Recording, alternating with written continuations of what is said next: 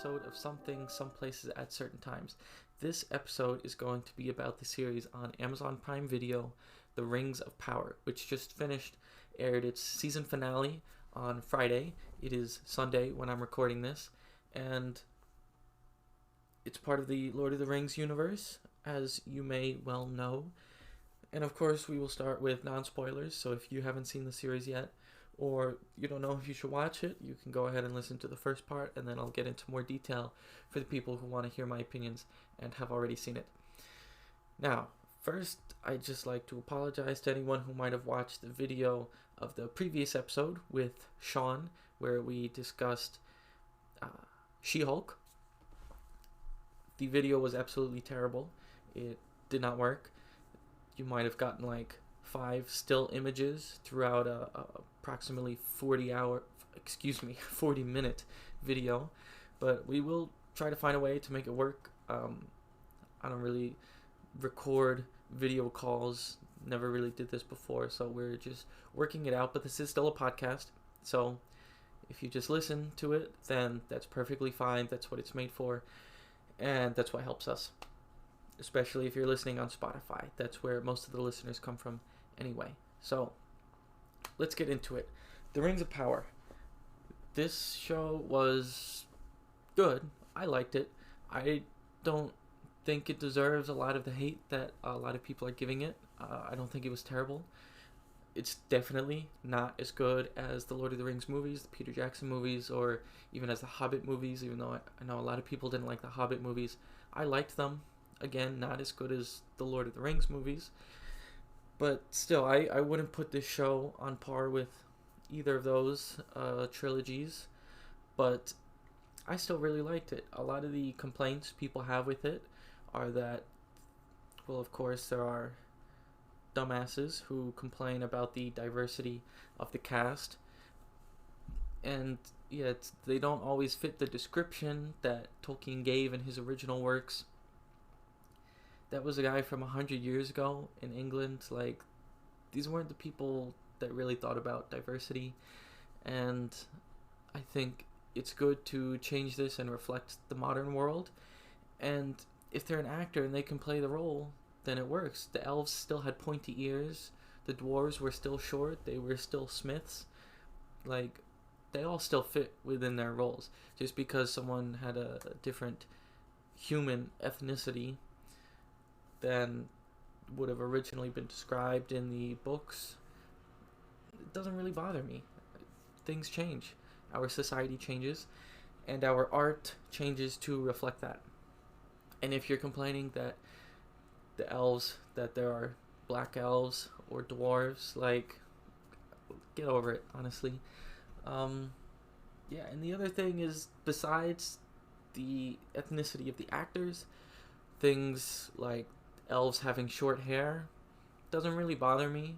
I understand that they all have long hair in the original books, but again, things change, and it doesn't really change much about the elves just because they have short hair. Like, it doesn't change their culture and their society. Some of them do still have long hair. A lot of them did have short hair, but it's it's not really something that I find too important. It's not really an integral character trait of all the elves. What's important is that they're elves. They have this certain society, this certain way of living. The characters have these certain personalities and things like that. So when it comes to all those complaints, I don't really have complaints about that stuff. Doesn't bother me. That's the way the actors are. That's the way the characters are in this adaptation. And again, it's an adaptation. Nothing here ruins the original books. Nothing here ruins the Peter Jackson movies or anything like that. It's another interpretation. You can still go back and watch Peter Jackson movies. You can still go back and read the books if that's the stuff you like. They tried something different. Maybe you didn't like it. That's fine. That's not what makes it good or bad. Alright, so now let's get into it a bit more. I did not think it was the best thing ever. I don't have the complaints that I just mentioned, but nothing about it really felt like it was so groundbreaking to me. Of course, the scale of it, the visual effects, this is the most expensive TV show ever. And it certainly looks that way. But in terms of the story and the things that happen, nothing about this stood out to me like, wow, this is like a groundbreaking TV series. Unlike, some other things that I might have watched, they're immediately apparent when you're watching something incredible. This was not that. And I feel like it might, and I hope it does get better with future seasons, because I know they're setting up for a big, really long story. They're probably hoping to go more than 5 seasons, right? They're probably like 7, 8, 9 seasons would probably be great for them. But right now it still feels like everything is in the early stages. Everything's just being set up. So because of that, nothing really felt like a big climax. Of course, we have some moments that come in the later episodes that I'll discuss when I get into the spoiler section. But for now, I'll just say nothing really wowed me. Nothing really surprised me that much. It was nice to watch. It's very beautiful. The effects are wonderfully done. They must have given all the VFX artists plenty of time to get the things done, and the makeup and the costume and the set design and everything is fantastic. But yeah, it didn't feel too special to me. It was nice to be in that world of the Lord of the Rings and to have another story on screen about it. And it's nice to see it, and I hope they keep going with it. I will keep watching it for sure. But it's nothing really special, in my opinion. So with that, I'd like to get into some spoilers here. Of course, the TV show, so there's a lot more to talk about. So I will go ahead and give this a 7 out of 10 in terms of a TV series, which means it's good. I liked it. It's enjoyable, and I will keep watching it, and I recommend it. Certainly, if you like the universe, the Lord of the Rings, Tolkien's writings and everything, I do think it's good, and I do think it's worth watching, but don't expect to be totally amazed by it, right? So now we'll get into spoilers. You've been warned. From here on out, we'll be discussing the episodes in some more detail. Now, first things first, the mystery man, the stranger, Meteor Man, he is on the credits as the stranger. A lot of people on the internet call him Meteor Man, right? The big guy that the Harfoots find.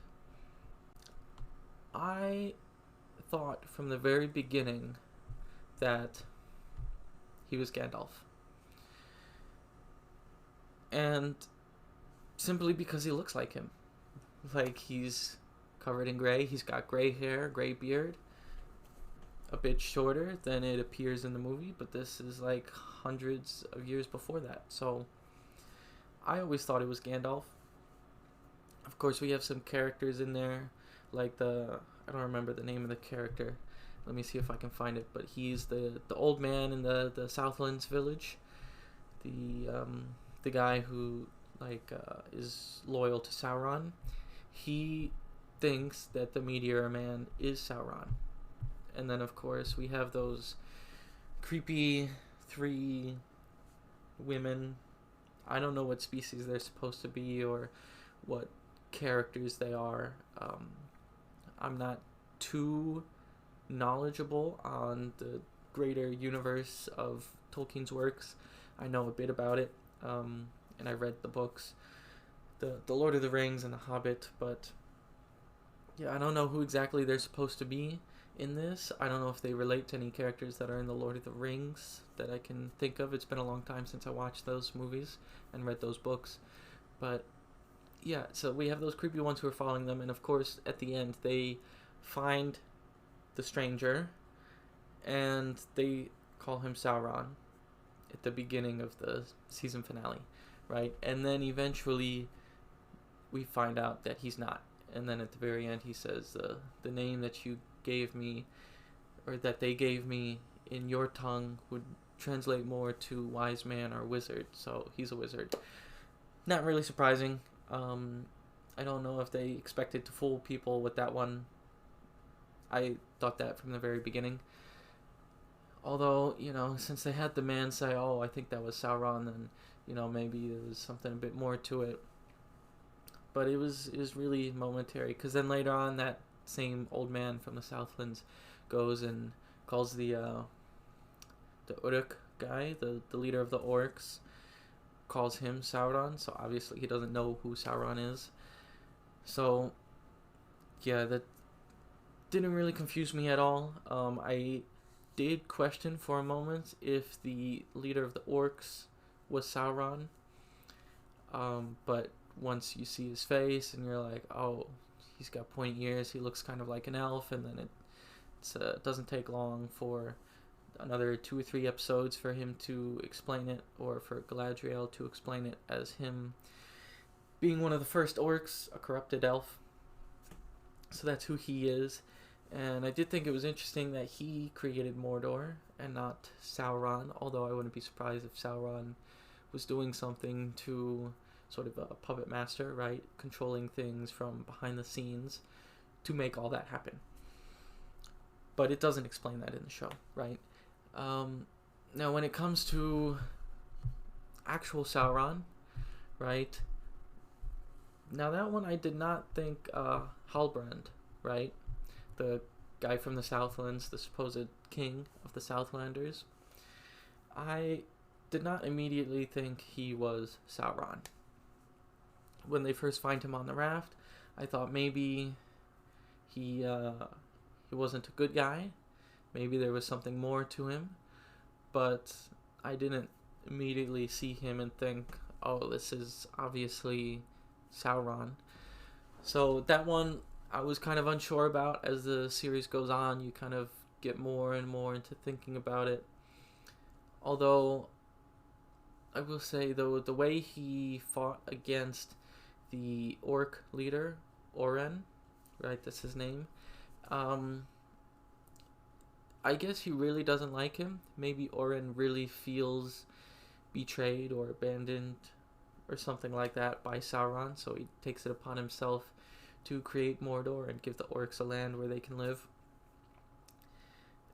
And maybe Halbrand really did want to kill Oren. I'm not quite sure. Or maybe it was all just part of the act because he was trying to gain the trust of Galadriel and he was influencing the events in a certain way. Now, when I really thought he was Sauron was not, like, when I was really sure before the actual, like, explicit reveal was when he was, like, working with Celebrimbor and he started coming up with ideas how to use the mithril and how to refine it and everything, because I did know that Sauron somehow influenced them and Celebrimbor specifically to make the rings, which then gives the power for his one ring that he eventually makes.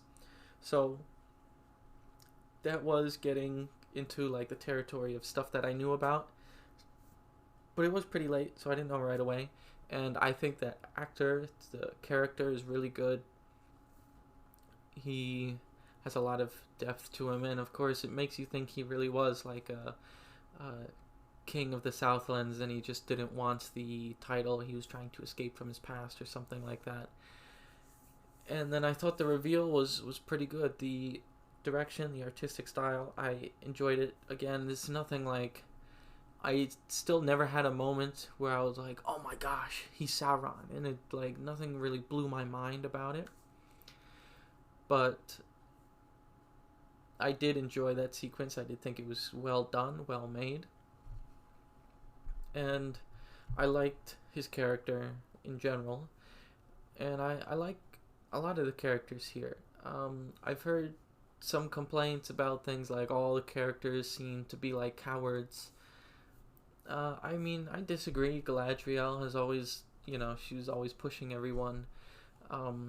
The elf who was in the Southlands, oh man, I'm terrible with character names. Arondir, right?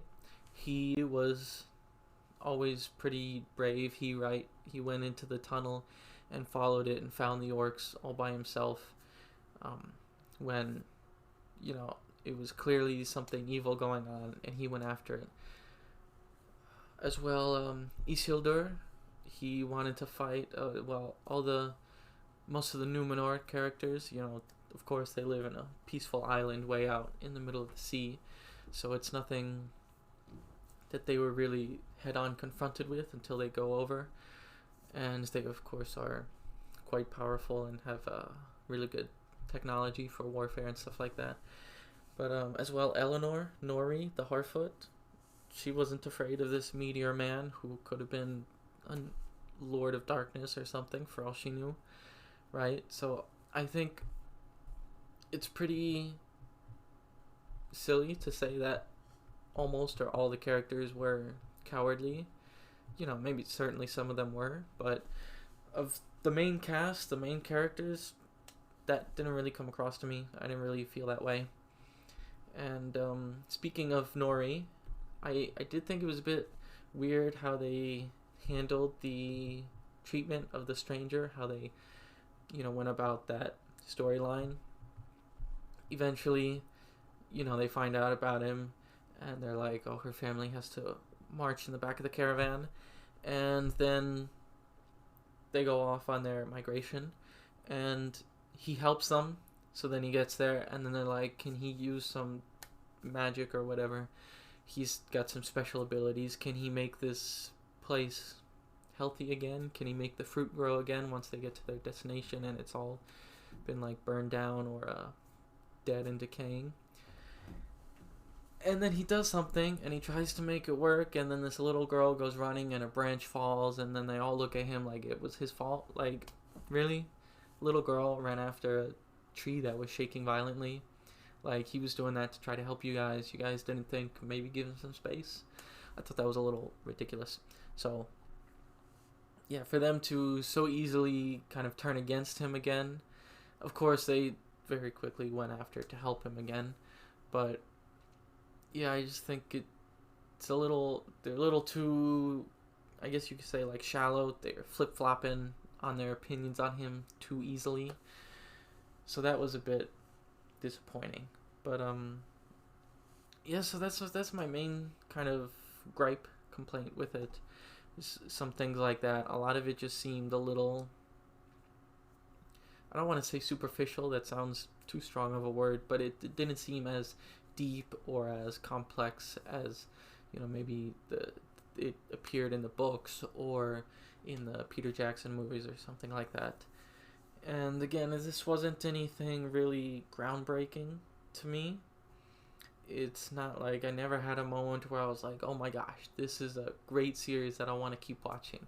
Like House of the Dragon, which is going on right now. There's some moments in that show where I'm like, damn, this is a really good show. But in this one, I never really had a moment like that. I always liked it. There wasn't a single episode where I was like, that's a bad episode or that's a great episode. It was all just kind of as it was. I found myself anticipating the battle between the orcs and the villagers in the Southlands. And it was well done. It was good. It wasn't anything really crazy. Of course, it was pretty small scale battle. It was a very small village. So I wasn't expecting anything like the Battle of Helm's Deep or anything like that. But yeah, I did find myself anticipating it, and it was good, but it wasn't like, I didn't come back from that episode thinking like, wow, this was incredible how they did this. And even when the Numenor came and Galadriel and they found the orc guy, that didn't really impress me that much. It was kind of expected. And the creation of Mordor was a bit unexpected. I don't know when in the lore that was supposed to happen, so I wasn't really looking for it. And when it did happen, and again, what's his name, Oren, got the whole place to turn into Mordor, that was kind of unexpected. But at the same time, it didn't have a lot of weight to it because there were so few villagers there. And it was kind of hectic at first, right? And the episode starts and they're all covered in the dust and the ash and everything. But for the most part, they get out of there, and like it doesn't really have much of a lasting effect on any of the characters. Of course, Isildur is missing. I don't think he's dead. Um, if he is, then I'll be disappointed because I'll be anticipating his return and his survival. But yeah, I think it purposely didn't feel like his death had a lot of weight to it because I'm expecting them to bring him back. I don't know if they will, but that's what I'm thinking about it. And yeah, so just things like that. Even though it's the creation of Mordor, it should mean a lot, but it just didn't feel that way. It just felt like, oh, okay, this is happening now. And it was cool. It was unexpected. Like I said, I didn't know that this was going to happen. I don't know if this is explicitly stated as that was how it happens in the lore in any of the books or anything, if it's ever been described in detail or something like that. But it came. I didn't know about it, so it was interesting. It's really cool because now I know it's something that connects directly to the future, and I know that Mordor and Mount Doom is where the One Ring is forged. So I know it'll be important in the future, but it doesn't feel like any of the characters who supposedly suffered from losing their homelands, like it didn't feel like they really suffered that much because, as I mentioned before, it was a small village and they pretty much all survived for the most part. You know, a few of them didn't, but none of like the main characters didn't survive. So it just seems a bit weird and a bit underwhelming for something that should have been like the pinnacle, the turning point, the major climax of the season. I don't know if it would have made any difference if maybe they saved that for the final episode. I think the reveal for Sauron is a good way to end the season. But yeah, it just seemed like the whole season in general was good. I enjoyed it. I liked the world, all the details that they've crafted. But nothing really seemed too important. Nothing really seemed too incredible. And nothing really seemed that spectacular. I realize I haven't really mentioned the dwarves. I do like them. And I really like the actors and the characters, and I think they've done a good job with that. But again, there's nothing about them that seems so significant. Of course, I guess the refusal of the King Durin, to mine the Mithril leads to them only having that little bit, which is why they need to create the rings, which influences the creation of the Rings of Power, which I guess is a big deal, but again, it doesn't really emphasize these things as much as maybe it could have or it should have, because this is setting up pretty much everything we know. Like, obviously the Lord of the Rings is the most popular part of Tolkien's mythology, and it's what people like the most. It's what most people have seen from the movies. But these events set up the very early beginnings of that, but again, at the same time, it doesn't feel like we're at a point where everything is that important. It doesn't feel like the stakes are that high. Whereas when I watch House of the Dragon, it feels like the stakes are high when certain characters get killed or certain characters get married or propose certain things. That feels like things matter. Things are on the line and things are going to get really serious because of those events. I don't get that same feeling with this series. So I'll leave it with that. I liked it. I'm going to keep watching it, and I hope it keeps going, and I hope it gets better. And I think it certainly has room to grow and get better. But with season 1, it's good, not great. It's enjoyable to watch. I like the universe. I am not so taken aback by everything. It's not so amazing, in my opinion. It's nothing spectacular, but nothing too boring. It's just good. So that's what I say. Give it like a 7 out of 10, maybe even a 6 out of 10, because it's just good. If you like The Lord of the Rings and you really enjoy this show, then maybe you'll like it more. If you're not really interested in it, or if the changes from the original descriptions in the books and stuff like that really bother you that much, then maybe it might be a 5 for you. But I think for me, on the plot, on the characters, on everything like that, 6 out of 10, 7 out of 10 is where I would put it. So if you made it this far, thank you for listening. Please like, share, subscribe. Help us spread the word of this podcast, and if it gets more popular, hopefully we can make it even better, and hopefully I can keep this going and improve the video format of it as well. But for now, if you're just listening on Spotify, that is absolutely excellent. Please share and help us spread the word. Thank you very much. Goodbye.